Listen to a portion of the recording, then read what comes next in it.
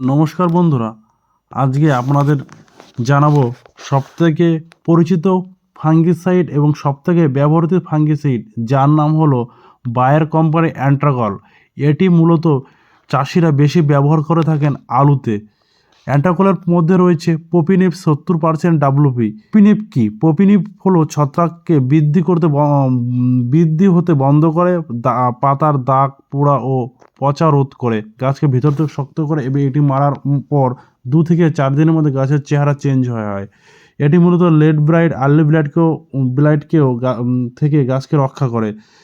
এর ডোজ প্রতি লিটার জলে 2 গ্রাম এবং এটি মূলত চাষিরা 16 লিটার জলে 50 গ্রাম করে ব্যবহার করলে ভালো রেজাল্ট পাবে। এই হলো বায়ার কোম্পানি অ্যান্ট্রাকলের আলুতে সঠিক ব্যবহার। এটি মূলত চাষিরা আলুতে প্রথম স্প্রে হিসাবে কিংবা প্রথম এবং দ্বিতীয় স্প্রে হিসেবে ব্যবহার করে থাকেন। ধন্যবাদ।